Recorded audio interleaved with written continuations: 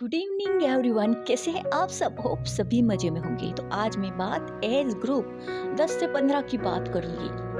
और पेरेंट्स के साथ बच्चों को भी देखना होगा। अगर अच्छा लगे तो कोई तीखी बातें होंगी तो बच्चे ऑब्वियसली छोड़ के जाएंगे, पर जाना नहीं है बिल्कुल। तो गाइस, मेरा भी एक 18 साल का बेटा है और एक 12 साल की बेटी है। तो जितना अनुभव, जितना ऑब्जर्व मैंने किया है और उनके दोस्तों के साथ और उनकी सहेलियों के साथ छोटी छोटी जितना भी मैंने देखा है, तो मेरे अनुभव के पन्ने में आज आपके सामने खोलूंगी।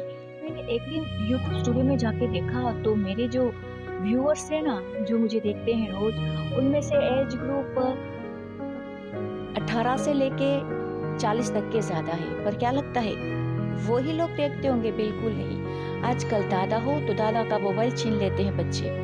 मम्मी का मोबाइल, मम्मी को खाना बनाना है तो मोबाइल को ले बेटा, मोबाइल देख, मैं खाना बना लेती हूँ। पापा ऑफिस से आते ही छीन लेते हैं मोबाइल। तो ऐसा नहीं समझो कि जो एज ग्रुप आपको देखता है वही देखता है, बिल्कुल नहीं। इसीलिए मैं अपने वीडियो में, शॉर्ट वीडियो में देखोगे तो मैं एनिमल्स पे वॉइस ओवर करती हूँ, क्योंकि मुझे एनिमल्स बहुत पसंद है। अगर मुझे एक पीग, मतलब एक पीग का बच्चा भी मिल जाए ना, तो मैं नहला धुला के मैं अपने पास रख लूँ। पर मेरे फैमिली में अलाउ नहीं है, इसीलिए मुझे भी बस जाना करना पड़ता है, क्योंकि सबके लिए मैं बदल जाऊंगी, सबके लिए मैं बदल जाऊंगी, पर मेरे लिए सबको बदलना मुमकिन नहीं है। तो गाइस, चलो बात करते हैं बच्चों की।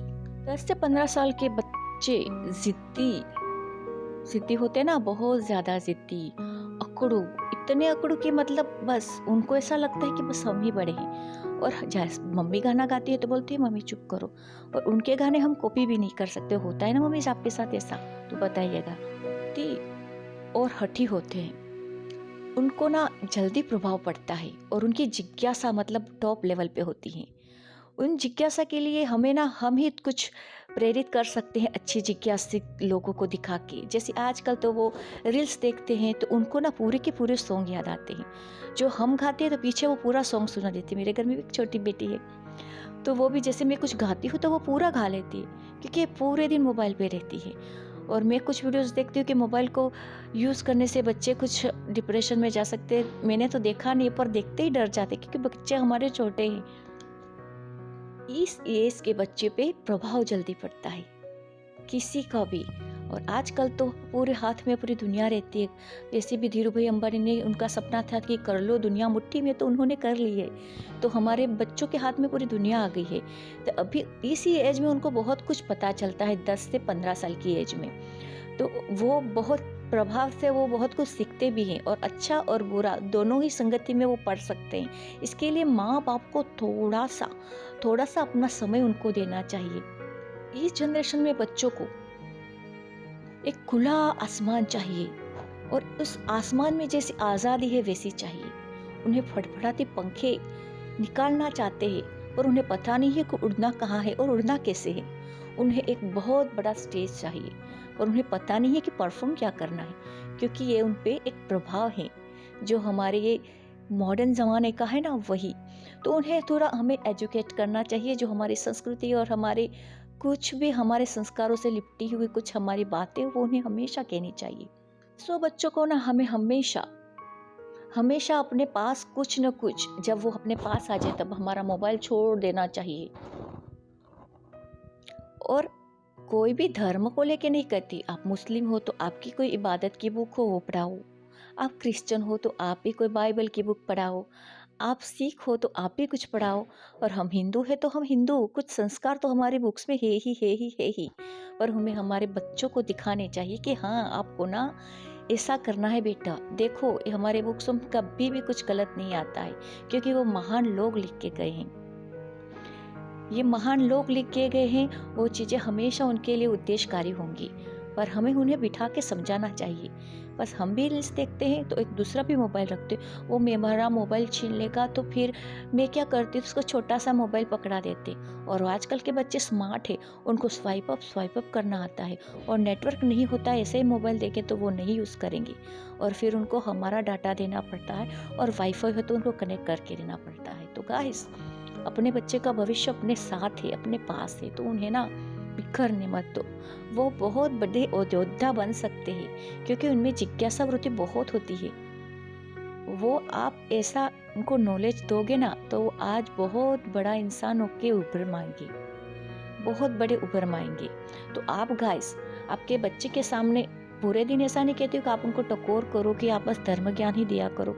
बस कुछ ऐसी बातें, कुछ ऐसा समय आप रखो कि आपका बच्चा आपके लिए कुछ कर सके। आपके लिए कुछ न कर सके तो कोई बात नहीं, समाज के लिए, इस दुनिया के लिए, इस ग्लोबल के लिए कुछ कर सके। ना कि आज हम भौतिक दृष्टि से बहुत उन्नत और विकसित हो चुके हैं, पर हम कुछ भूल चुके हैं इन भौतिक और इस मॉडर्नाइज में, कि हमारे बच्चों को हमें कुछ देना चाहिए जो उनके भावी का विकास कर सके। जैसे कि अपने लोगों के साथ बैठना, अपने दोस्तों के साथ शेयरिंग करना, और उनकी बातों को, वो हम हार जाए कंपटीशन में भी कुछ हार जाए तो उन्हें ईर्ष्या नहीं करनी है, द्वेष नहीं करना है। बस उनको यही सीख दो कि आप हमेशा बढ़ने की कोशिश करो, न कोई किसी को गिराने की, जिससे वो आपके संस्कारों से आगे बढ़ सकेगा। और मैंने एक बात और ऑब्जर्व करी है, वो चीज़ है कि हमारे बच्चे आजकल की महंगी लोगों वाली कार को बहुत देख के अट्रैक्ट हो जाते हैं।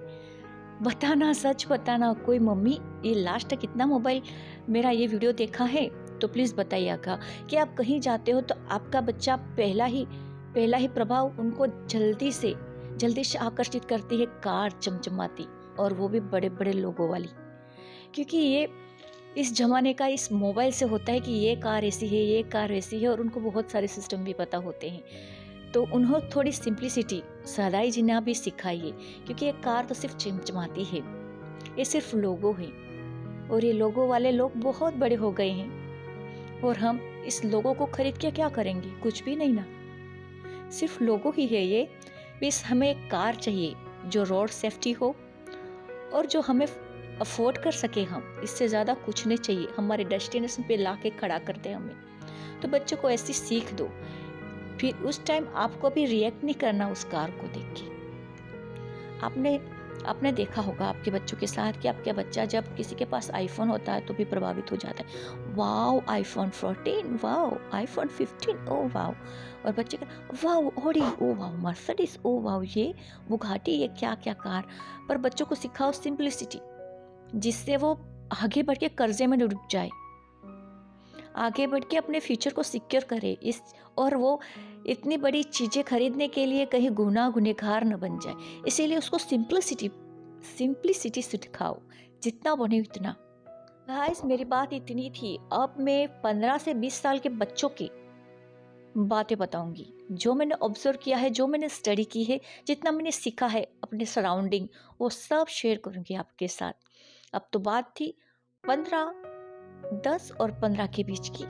तो गाइस अब मुझे एक मौका दीजिए कि आपको मैं 15 से 20 से या 25 साल के तो बहुत बड़े हो जाते हैं, वो बहुत परिपक्व हो जाते हैं, वो हमारे संस्कारों से हमारे साथ रह के। तो उसके बाद में 15 और 20 साल की, चलो 22 साल तक मैं कवर कर लूँगी, पर मुझे आप लोगों का सपोर्ट चाहिए। तो guys please like, share and subscribe. अगर मेरी बातें अच्छी लगी तो प्लीज़ मुझे कमेंट में बताइएगा कि मैं अपना हौसला बढ़ा सकूं और मैं आपके सामने और कुछ अच्छा प्रस्तुत कर सकूं। Thank you so much, thank you.